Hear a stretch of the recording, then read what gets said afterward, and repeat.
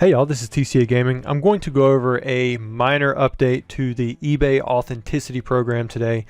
There was an update to some of the exclusions that are from the keywords that you can have in the title. So as it stands, you can, anything that's over a certain dollar amount, I believe it's around $250, if either it's a raw card or a graded card, if it sells on eBay, it doesn't go straight to the buyer. What happens is it goes to an authenticator, whether that be CGC or PSA, or maybe even eBay uses other places as well.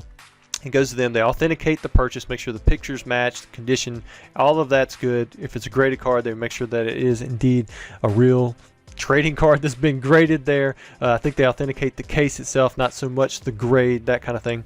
But then it goes to the buyer. So it takes liability off the seller. The buyer can have extra confidence knowing that whatever they bought has at least been through their program.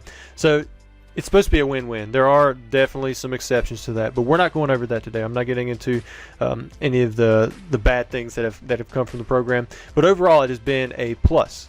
Now the problem is some of the keywords they have chosen for the exceptions so that these items are not being pulled into an authenticity program have caused issues because they are major keywords within the game. So if you look at this one here, what you're trying to find to know that it's in the authenticity program is this blue check mark. You can see right here.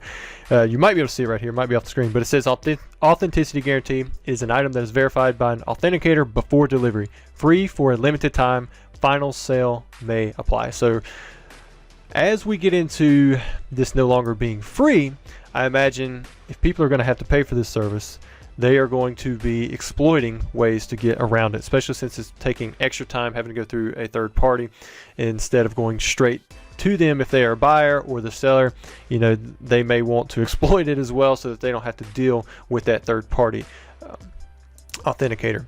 Now, up until now, there's been an easy way to get around it. You put the word set in the title. That's all you gotta do. If you put set in the title, then it automatically excludes it. This right here is well above the threshold. It should have been sent through the eBay authenticity program, but it did not go through there because it has the word set. And the reason having the word set in there is a problem is because this is a crucial word that you need in titles. Now they have implemented a sort of a fix, and we're going to go over that here in a minute.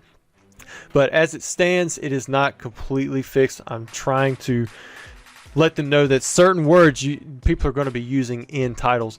There are ways that they could use exclude cards that are for complete sets or a part of a set or a set of 3 or something like that. Like there are ways that they can exclude it because they don't want packs going in. They don't want this to be for lots where they have more than one card. That's the reason that they have certain words excluded. Now, the 2 updates that I've been informed of are that now if it has base set in the title or if it has pack fresh in the title, those can still be eligible for the authenticity program as of yesterday. Today, right now as I'm recording this is 9/23. And that does fix the problem with cards like Charizard, because let's face it, Charizard from base set has some of the most volume for selling of all time for any Pokemon card. It's been selling on eBay for over a decade. It's going to be here for a long time. Base set is not only applicable to the very first set, but also to, you've got a base set just about in every generation. You got Ruby and Sapphire base set, you got Diamond and Pearl base set, you got Black and White base set, you got Heart, Gold, Soul, Silver base set, Platinum base set, Sword and Shield base set, X and Y base set. And some of these sets you don't even use like the precursor generation. Like for X and Y base set, you're not going to have somebody who just lists a card and just has X and Y in the title. They're going to have X and Y base set. So it is definitely good that they're including base and set. So if it's base set side by side, then it will be included. But the problem is if the word or if the title just has set in it, then it will still be excluded.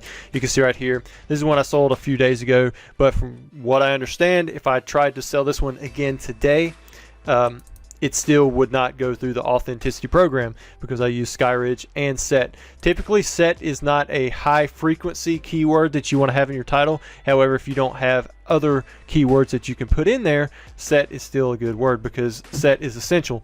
And the reason I say that, I mean, you can compare a card like this, the Charizard from base set, to the Charizard with the exact same set number, 4 out of 102 from Celebrations. And if this had also been in a PSA 8, the the factor that was going to differentiate people who are searching for this Charizard versus the other one would be that right there, the set itself. So to me, I think that they need to remove set altogether from that exclusion. Maybe do exclusions for something like complete set, set of, and then, because if people are listing cards that are multiples of or something like that, or an actual complete set, they're going to have other words either go before it or after it, and I think that would be smarter to remove rather than just removing anything that has set unless it says base set in it, because there's a lot of people who use the word set in the title. And again, it's not a high frequency word. Typically I use it only when there's a little bit of extra space in there, kind of like Pokemon card. That's a good one that you want to have in there, because these are generic terms even though people aren't going to search by them a whole lot. Same thing with the set right there. Like, you definitely want to be able to have the grading company, the grade itself, the card name, the set number, and then if you can have the set without the word set after it, you know, that's going to be good too. Rarity, that kind of thing. These are kind of secondary type searches. But anyways, guys, that's all I wanted to go over.